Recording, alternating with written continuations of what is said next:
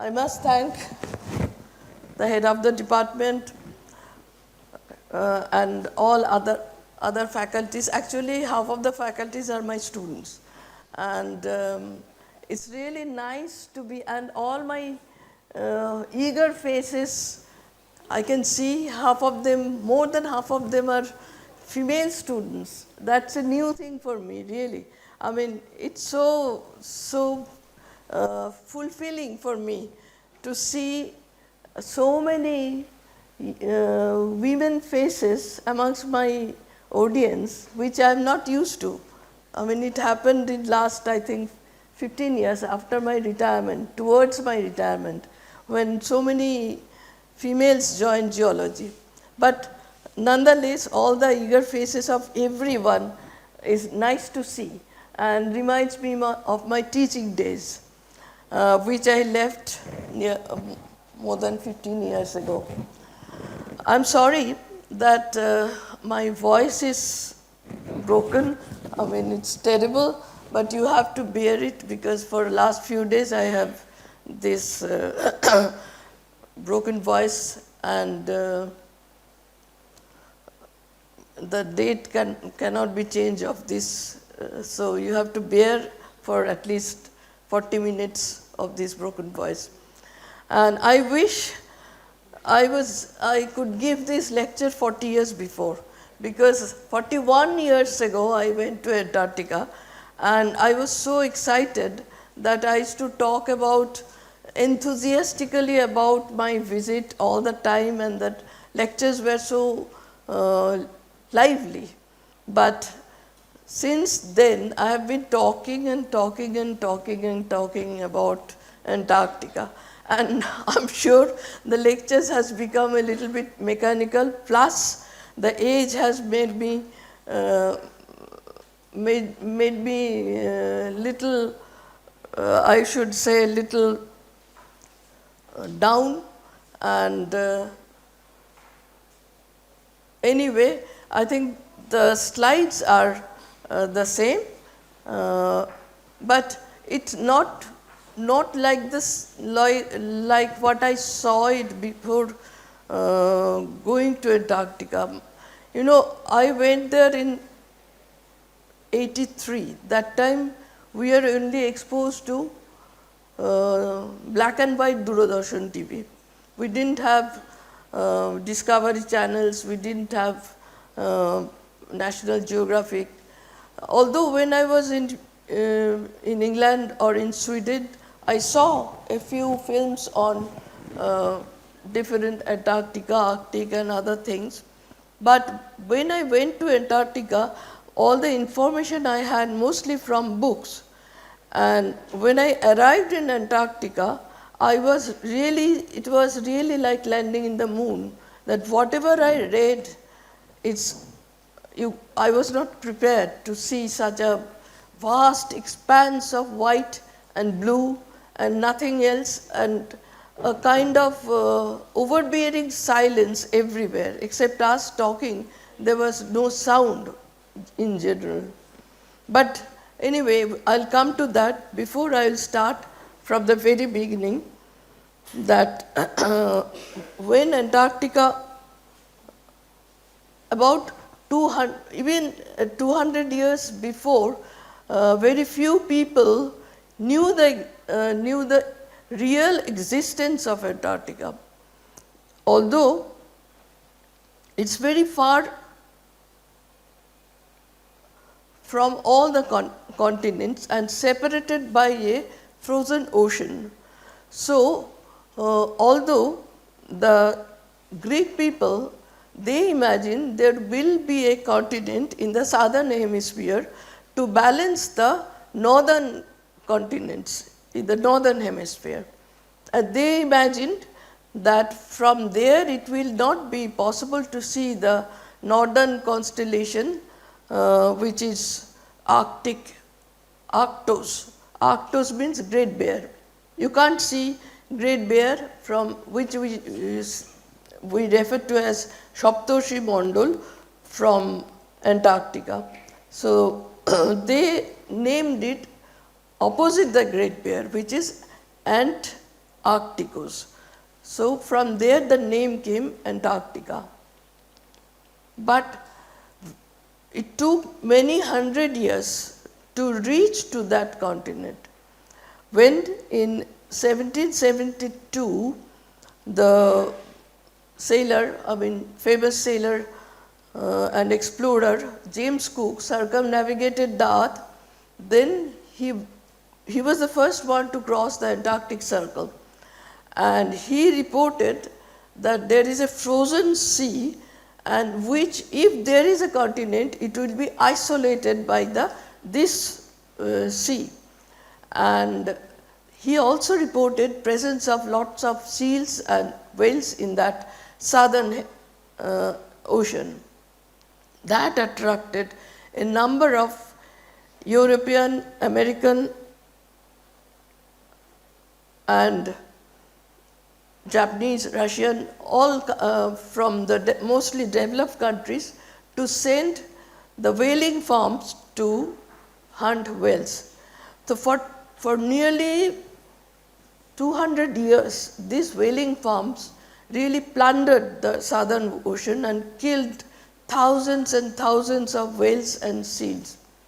But only positive thing they did, that they finally reached Antarctica. So one of these whaling farm ship, captain of this whaling ship, Bellinghausen from Russia, and one from United States, Nathaniel Palmer, are the first one to step into Antarctic real continent. And then all the whaling farms from other countries, they started sending one by one expeditions, and they geographically explored the continent and mapped the whole continent. Then for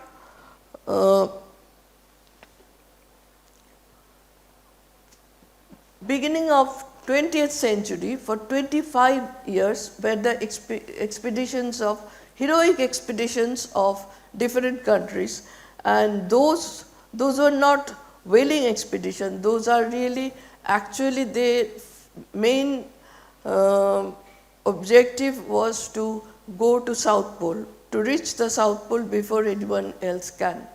And of course, you all know the names of Scott, Amundsen, and then there are others, Shackleton and Mawson, who are real heroes. These people are not only able to reach geographic South Pole and magnetic South Pole, but they also did the first preliminary scientific exploration of Antarctica. Scott's expedition, first his scientist Wilson, they first identified the Glossopteris flora from Transantarctic mountain on the way to the South Pole, and which confirmed the belief of the scientists that Antarctica was once upon a time a part of Gondwanaland. And Mawson, another hero who are not as famous as Antarctic, other heroes like Shackleton or Scott or Amundsen, but he alone explored that Australian part, what is the Australian part of East Antarctica. And beginning of this 20th century, Amundsen reached the geographic South Pole in December 1911. Scott reached there a month later, and you all know the tragic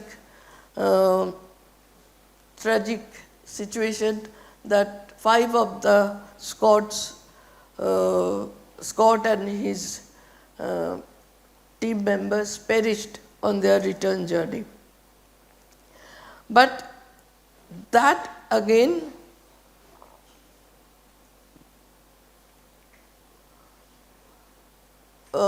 started colonization of Antarctica. A number of countries started colonizing Antarctica, claiming some part of Antarctica as their own colony. and some of the claims were overlapping even. Fortunately, Norwegian scientist Borchgrevink, he proposed, he went to Antarctica as a common sailor first with the Australian team, but then again he took an expedition to Antarctica, and in 1957, during International Geophysical Year, he convinced the scientists that Antarctica is a region to be explored, scientifically explored, and it should not be allowed to destroy the Antarctic environment and other areas for due to exploitation or colonization.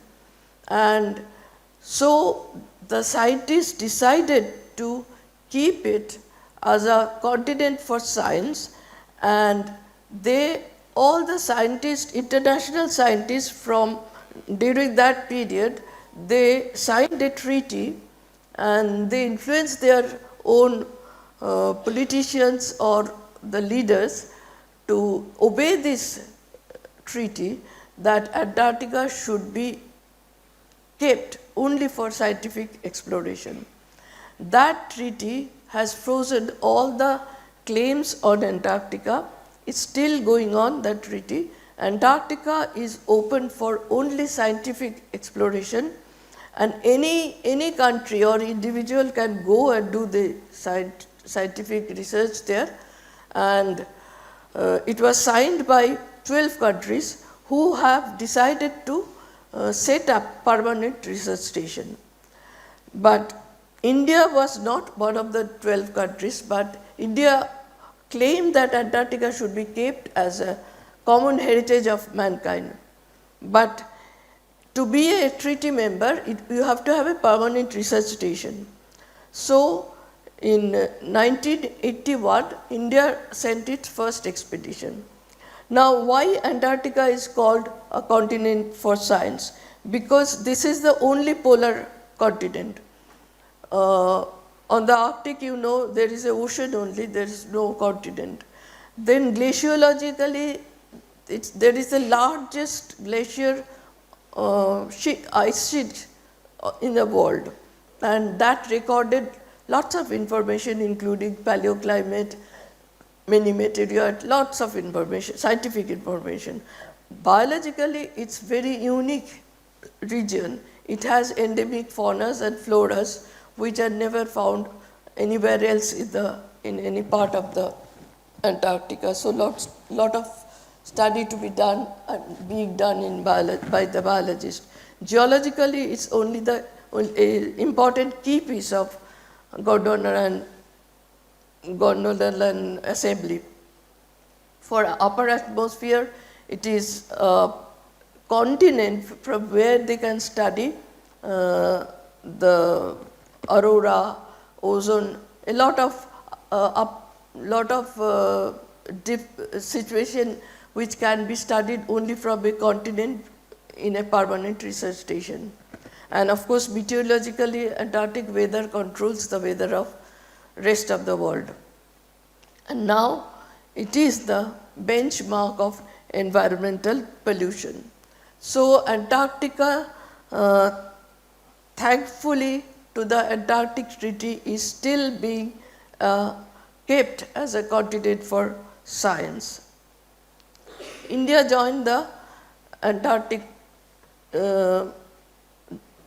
expeditions in 1981.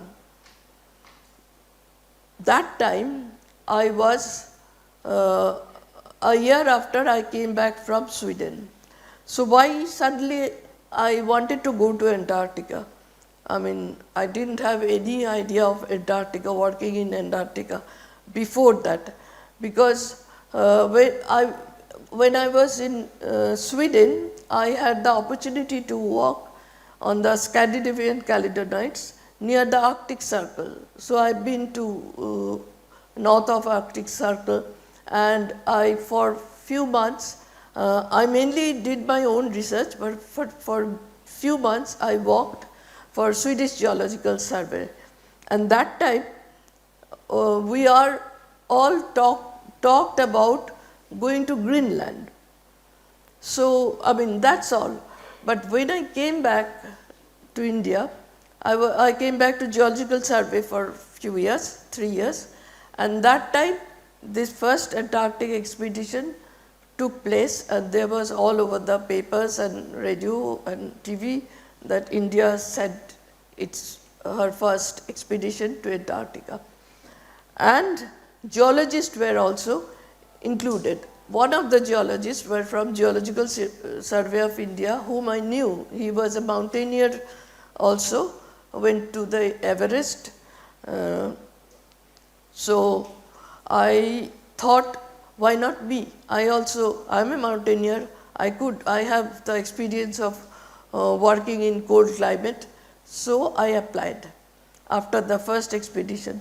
During the second expedition, my reply was that we are not considering any female scientist, and then if we do, we will consider your application. Then suddenly during the third expedition in July of 1983, I got a telegram that come for an interview, and then I was selected, and myself and Dr. Aditi Pant from National Institute of Oceanography were selected as the first 2 women scientists to go to Antarctica. After the necessary mountaineering training and all that, we started our journey on Finn Polaris ship to Antarctica. So this is the group of scientists on the ship, and myself and Dr. Aditi Pant. Now, to go to Antarctica, you have to know a little bit of Antarctica itself. Of course, now you know everything about it, but I just mentioned a few things, that this is the coolest, driest, highest and windiest continent of the world. It contains both geographic and magnetic pole. Now the magnetic pole is shifted a little bit away from the continent and on the ocean, and then it has the minimum temperature on the earth, which is minus 88.8 degree. So we started our journey, and the journey is through the Southern Ocean, first crossing the roaring 40s, furious 50s and screaming 60s, and then crossing the Antarctic Circle, we enter the Southern Ocean. And as we entered, we first saw the broken sea ice, a ring of broken sea ice. And then gradually it started getting thickened and thickened. Now Antarctica is surrounded by this broken sea ice, which is called pack ice zone, because this ice, part of the frozen sea gets broken and in the summer months of Antarctica, and then again after 3 months it starts freezing again, and that's why its broken frozen sea is called pack ice. So when you entered it by ship, these days everyone goes by aeroplane. Even Indian teams are also they are also going by aeroplane, but we had to go by ship those in the first few expedition. And it looks like something like that. So the ship has to be a special kind of ship to manipulate through this broken ice and then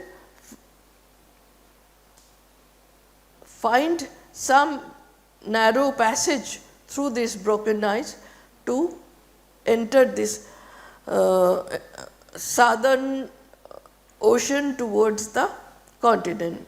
Now after crossing this pack ice, then the ship enters the clear sea, which is called Polynia, where there are freshly broken sea ices.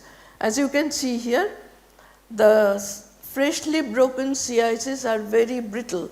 They are all broken always in regular rectangles or hexagonals, and then after that freshly broken sea ice, we have this fast ice. The sea ice is fastened to the real Antarctic ice shelf, that is why it is called fast ice.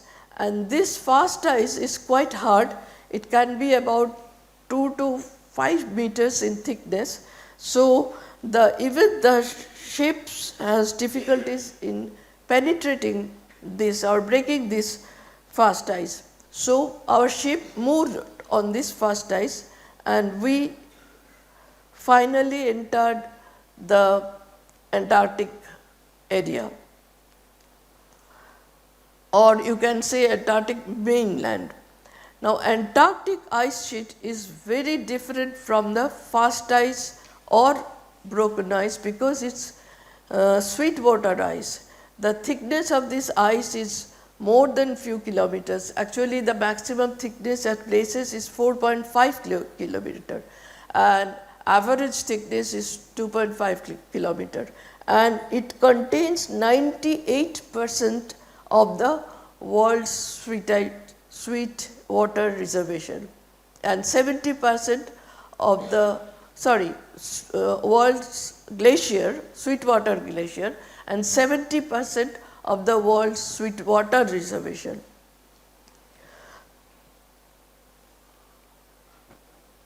And this is that ice shelf. Ice shelf is very different from what you see in this Himalayas, that the top part of snow is soft, but beneath the top part of snow is the hard crystalline ice, and that is very hard. It has almost the hardness of a quartz, and if it has sharp edges, it can cut across the ship and create quite a lot of difficulty for the ships. It has happened, and this ice has collected for millions of years, for at least they are older than, at places they are older than 15 million years. Here you can see the part of that ice shelf, and here we are sitting on a fast ice, the sea ice.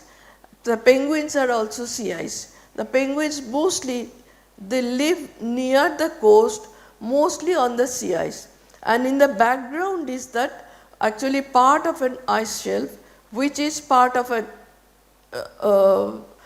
which you can see the difference of height between the main ice shelf and the sea ice. And that ice shelf contains layers of ice, which is annual ablation and sometimes deposition also. And when an iceberg breaks apart from the mother ice sheet, it has a tabular shape. So, these are called tabular ice shelf, and gradually when it is separated from the mother ice shelf and floats towards the North Sea, it gets eroded by sea and the wind, and it breaks into smaller pieces, and you can see these caves and fractures are in the ice in an old iceberg, and finally it becomes much smaller sizes, and of course major part of it is under the water. And these icebergs, bigger icebergs, are always monitored by satellite. These days the situation of Titanic will never happen, because all the icebergs are up to certain size are monitored by satellites, and the ships has to go through avoiding these icebergs. So, usually the icebergs do not create the same situation of Titanic anymore. But the smaller iceberg, which cannot be monitored by satellite, the ship has to visually see them and manipulate the ship avoiding them, and especially when they become very small but still have the strength to damage ship, like these small remnant icebergs which are called growlers. Now the ice shelf, main ice shelf, which we saw when we arrived by ship, is a flat white sheet of ice, almost endless, and blue sky and some white clouds. So these are the only colors you can see in Antarctica. And it has, we went there in summer months, so there are 24 hours, summer month, December, January, most of part of January has 24 hours of sunlight, and almost in the month of December and in first week of January, the strength of sun is almost the same. It never goes on your head, it just circumnavigates over the horizon at equal height, which is about 35 to 40 degree height, and for 24 hours. And then when the sun first touches the horizon, that is the first night in Antarctica, and then gradually the sun goes under and under, increasing the length of night in Antarctica. Another very special situation in Antarctica is the unusual transparency. Because there is no dust, unless there is a blizzard, you can see for miles after miles. You always underestimate the distance because we are not used to that kind of transparent air. So, but oppositely, if the blizzard happens and if the sun is not there, blizzard happens, and then what happens? The Antarctica is like a desert, dry desert with small crystals of ice, just like sands.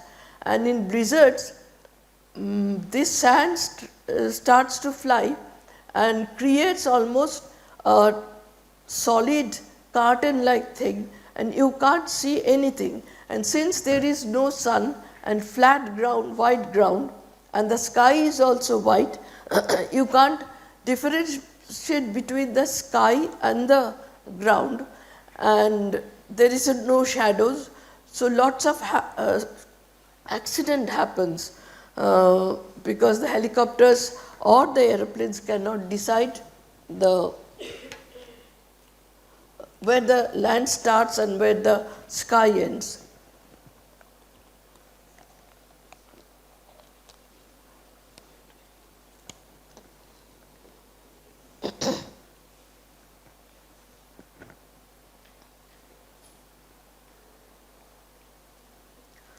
And as I said that this ice shelf, top of the ice shelf is just like desert. It has, just like sand dune, it has this kind of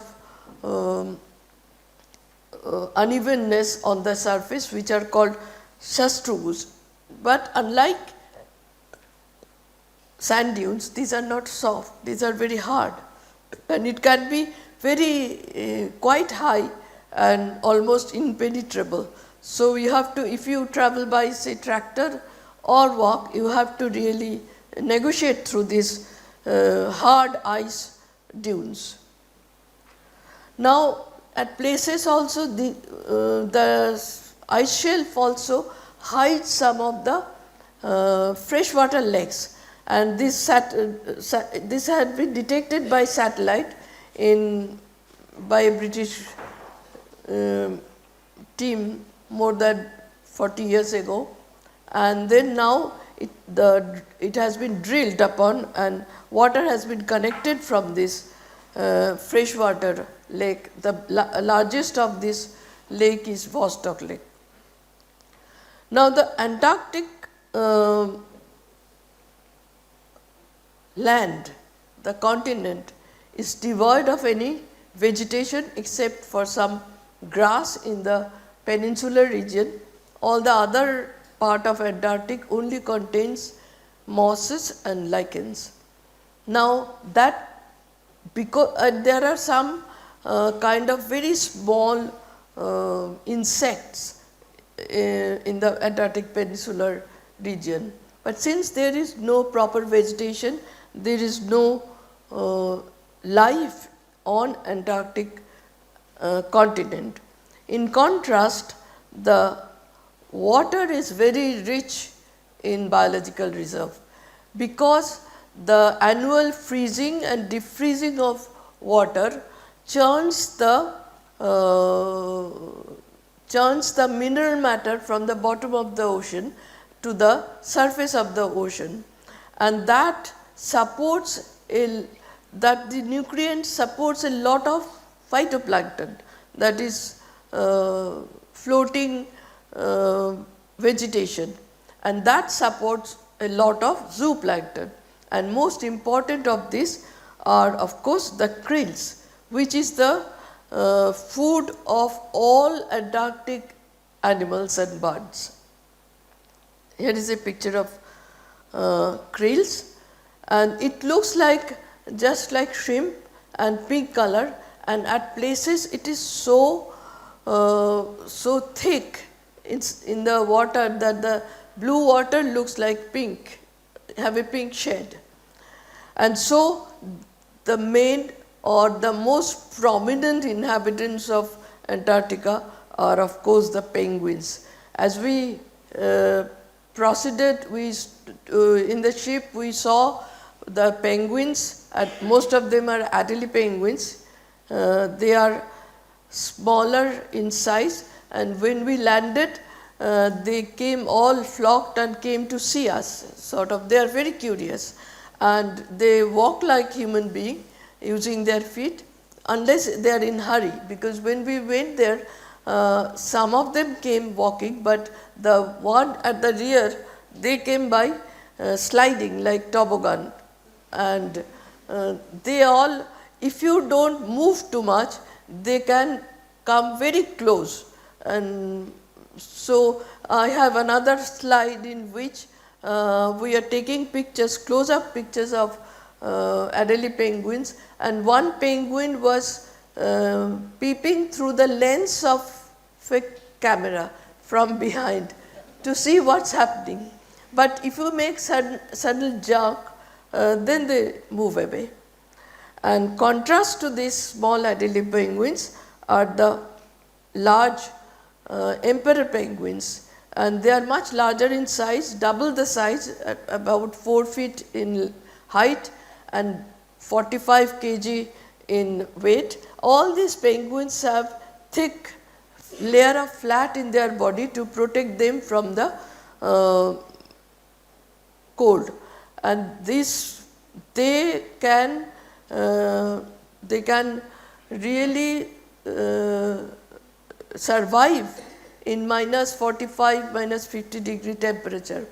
And these Adelie penguins actually breeds in the thick of the winter on the sea ice, on the frozen sea ice, first ice, and they are their breeding ground, because in the when the eggs are laid by the mother, the egg that is transferred to the father, and they keep the egg on their feet and hatch them for 2 months. For this time, for these 2 months, the mother penguin goes to the sea to just feed themselves, and father penguin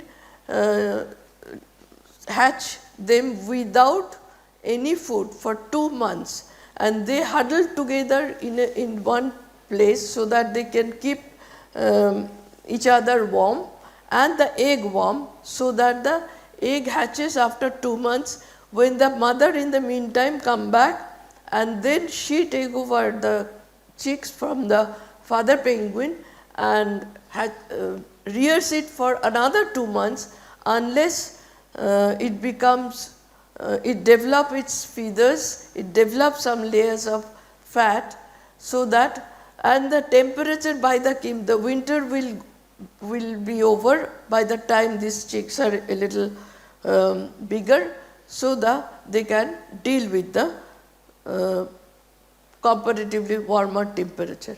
As you can see here, the emperor penguins. The funniest thing is, when the mother goes to the sea and come back, they always recognize their own partner, they always recognize their own egg or chick, and they rear their own chick, and never there was a kind of fight. In fact, in Adelie penguins there are situations where there are, if someone spoils their own egg, they try to steal from other Adelie penguins, but in emperor penguin usually they identify their own chick and rear them to their adulthood themselves.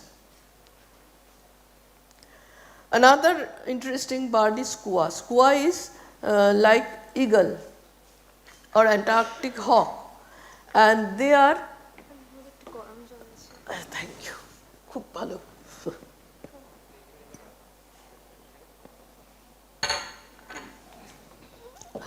ওটা একটু কাছে গিয়ে দাও।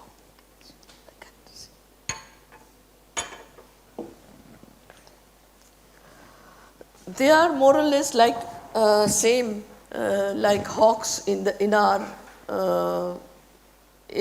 eagles or any predatory bird in our continent. They live on penguin chicks or other smaller birds.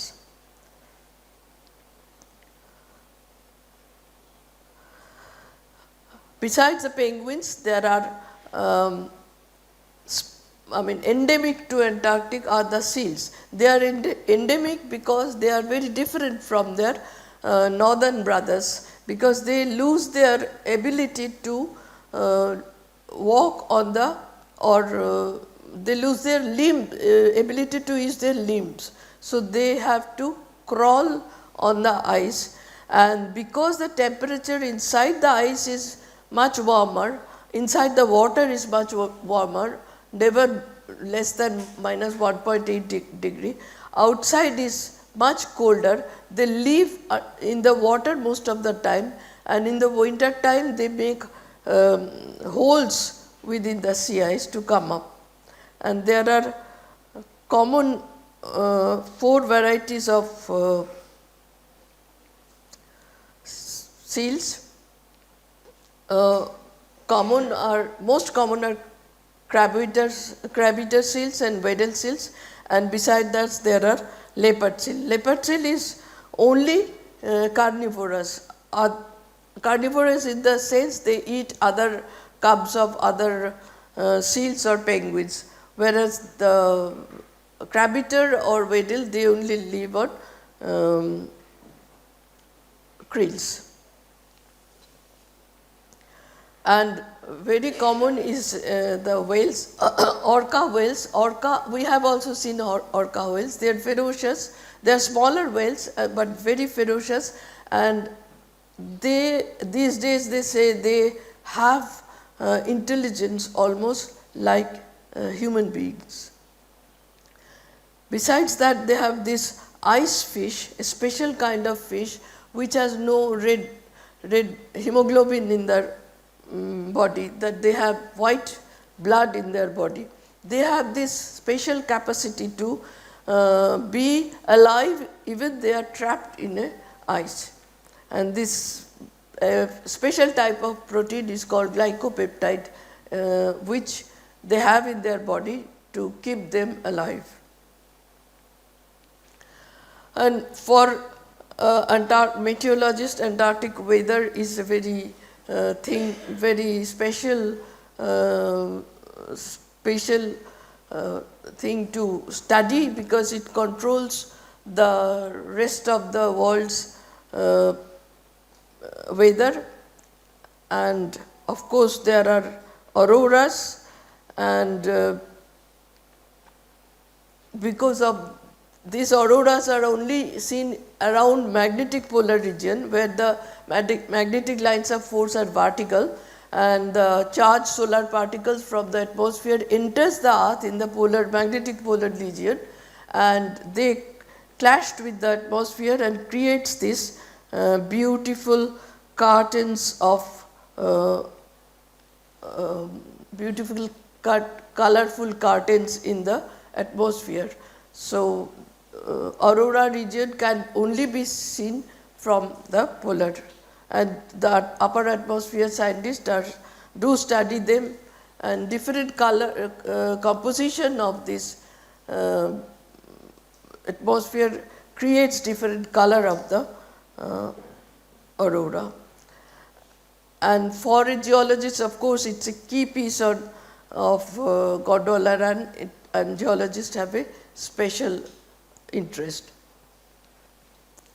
Now, our main objective in of the third expedition was to establish a station. So, base camp was settled, but 3 days after settling the base camp, we had an accident, because all the we have to send all the materials from the station through helicopters, and some of the materials were underslung from the helicopter, and one day, on the third day, one of these helicopter's rotor blade crashed with the crane wire of the ship, and the helicopter crashed on the icy water, and its 5 occupants were in it, but fortunately all 5 of them were saved by another helicopter and the boat. Now the engineers started their building in the ice shelf, and we the geologists went to the hills, Schumacher Hills, for geological study. And Schumacher Hills is called a Weisses mountain range because it's above the ice shelf, its height is above the ice shelf. Just like islands are above the sea, the mountains, the top of the mountains are exposed above the ice shelf, if its height is more than the thickness of the ice shelf. So, if it is a long mountain range, it is called mountain range, otherwise if it is a small mountain range, it is called Weisses mountain range. Our Schumacher was like that, and we stayed in tents for about 1.5 months, and since Aditi was a marine biologist, she stayed back in the ship, and 6 of us scientists, 3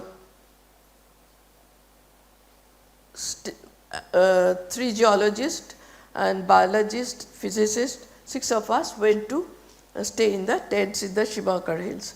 And this is the part of the Schumacher Hills, and the main ice shelf on the south, you can hear a glacial tongue is overhanging on the Schumacher Hills, and this point is very sort of fascinating area of Schumacher Hills. These are the 6 scientists along with our German visitors who have their camp nearby.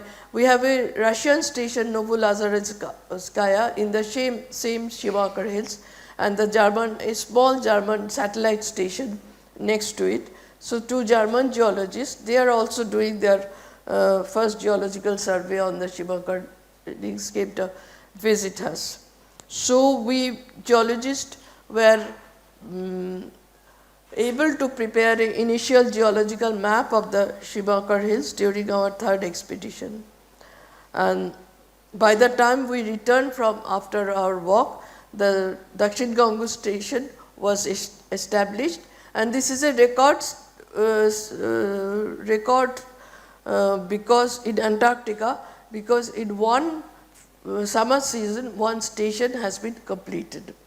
And the wintering team stayed back in the 12 member of the wintering team stayed back for a year in the station. But during my 9th expedition, when I went there again, this Dakshin Gangotri station was submerged, and it was decided that it will be written off. So in February, there was a closing ceremony, and I was present during the inauguration ceremony in 1983, and then again 6 years later during the closing ceremony of Dakshin Gangotri station. By the time a new station has come up in Shimakar Oasis, and it's called Maitri, and it is on solid rock, so it will not sink or submerge, and it's still working very well. So of course we couldn't stay here. The summer group has other cottages, cots, small huts nearby. The summer group stayed there, but most of the wintering group, and then after a month I was also accommodated in the main building for the rest of the time. So it was much more comfortable to walk in Antarctica now. And the main objective of 9th expedition was to walk in the Ulthart mountains, which was further south. And we have a temporary camp, again tents were set up, and it was decided that 4 geologists from Geological Survey of India, actually 4 scientists, 3 of them were geologists and 1 from a Navy technician, will stay there, and they will start their preliminary studies, and I will, in the meantime, I will work in the Shimakar hills to complete some of the my study I wanted to do. But unfortunately, on the very second day, we had an accident, and due to carbon monoxide poisoning, 3 of the geologists and the Navy personnel were killed by carbon monoxide poisoning. So our whole program has a big setback, and the other geologists were the leader, Rasik Ravindra, but he has a lot of administrative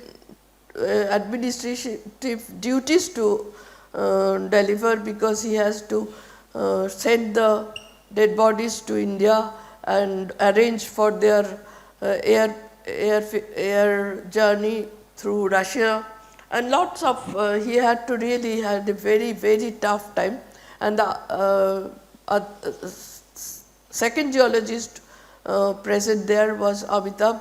He also sprained his ankle, and he helped there in Ravindra in the ship, and I was alone left in Shimakar hills to carry out the geological studies. So it was a very difficult situation. I have all my 3 of my teammates killed, but I have to carry out for about a month I did carry out my studies geologically on my own. I have to be very careful that no further accident happens. At least, I mean, I had to take the risk, but fortunately I could do a lot of geology, and I was satisfied to do much more than I expected there, and it was fortunate for me not to break any limbs or face any accident and complete my study.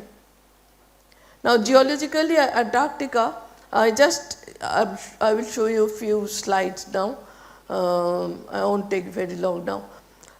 Geologically, Antarctica is divided in 3 groups. The eastern part, the whole in Antarctica is full of, is totally unfossiliferous. It is the eastern part, the huge big part is completely Precambrian, Archean and Precambrian rocks, whereas the peninsular region on the west is the most recent, and the western part is and it was the east and west was divided by the Transantarctic mountains, which contains all the fossils that is found in Antarctica.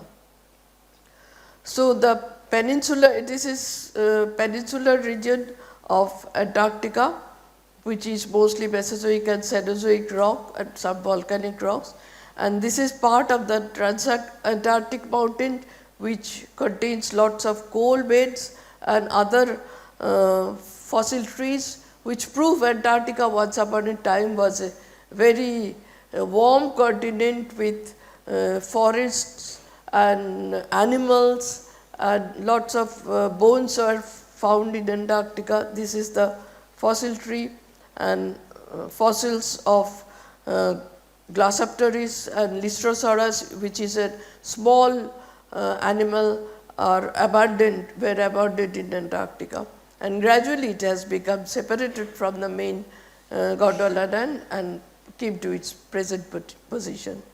The East Antarctic is mainly unfossiliferous, and our main working area was in the East Antarctica, and Schumacher Hills, where I walked for 2 seasons.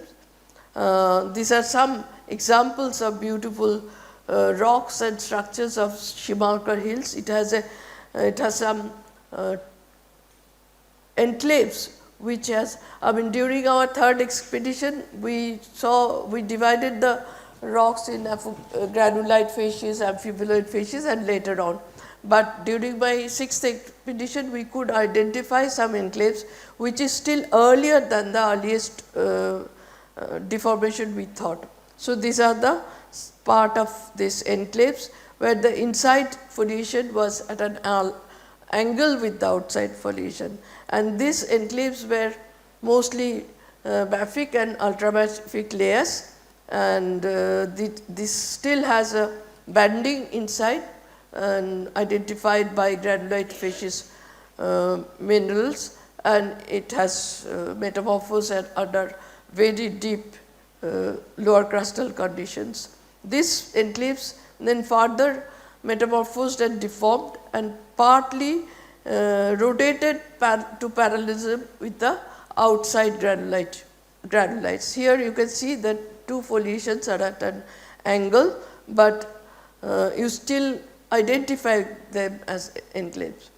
And then it has suffered repeated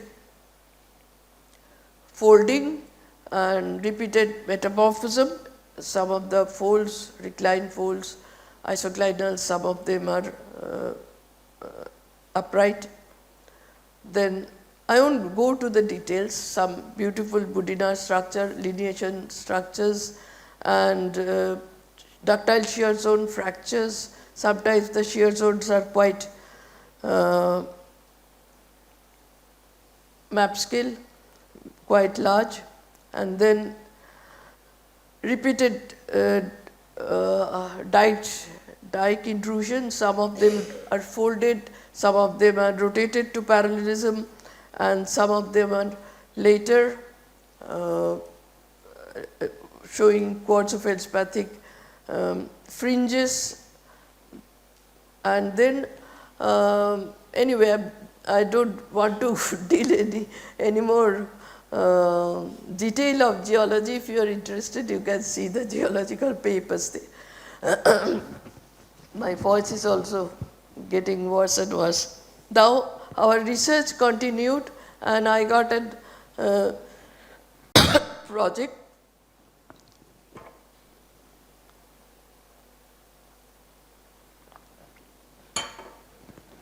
under which 3 of my students went to Antarctica for 3 consecutive years, The others went there for 1 year or 2 years, but Shantanu, your professor, went there for 3 years and did his PhD over there. And now the research still continuing. It's the 41st or 42nd expeditions. Now there is another station. There are now many stations, 70. Initially there were 12 stations, now there are 70 stations, and many summer geologists, 4,000 summer geologists working in these stations, and some are staying back in the winter. And we have the third research station, which is called Bharati, in another place in East Antarctica. This is a brand new, very upmarket research station, and there are also work going on. And these days the concern about Antarctica is the climatic change. Because the climate affects mostly in the colder region, because global warming will naturally affect the cold region. So most of the Arctic and Antarctic are worst affected. Of course, Himalaya is also very much affected, and in Antarctica situation is very bad in last few years. The warming is going faster than that was thought by the scientists, and there is a 3-degree increase of temperature, and the freezing of the sea ice was not as extensive as it was before. And because if the sea ice is frozen, it becomes white and it reflects most of the sunshine back what it receives. So it helps to keep the area cold. But if it's not formed, if the sea water is there, it's dark sea water, absorbs the sun rays and becomes warmer, and it eats away the ice shell from the bottom. So part of the ice shelf is breaking much faster than it was anticipated. So this is really very prominent in the peninsular region, but not only in the peninsular region, in West Antarctica also large chunks of ice shelves are breaking, and one of them is called Doomsday Glacier. It's very big part of ice shelf, and it breaks away from the mother ice sheet. Then it will facilitate breaking much more part of Antarctic ice shelf, and it will create a really prominently, you can see the effect of it by the rising of sea. So if even 1 meter rising of sea level will be dangerous, because most of the coastal cities will be drowned. So this is a very dangerous situation we are facing. Hopefully the warming will be much slower than it is now. After returning from Antarctica, I wrote this, my experience was published in Desh, and as I said, that time I had a different enthusiasm to say it in all detail. So it was later published as a book, and then recently I wrote a memoir. It's not only about Antarctica, but about all my adventures, you can say, experiences. So thank you very much. This is my last.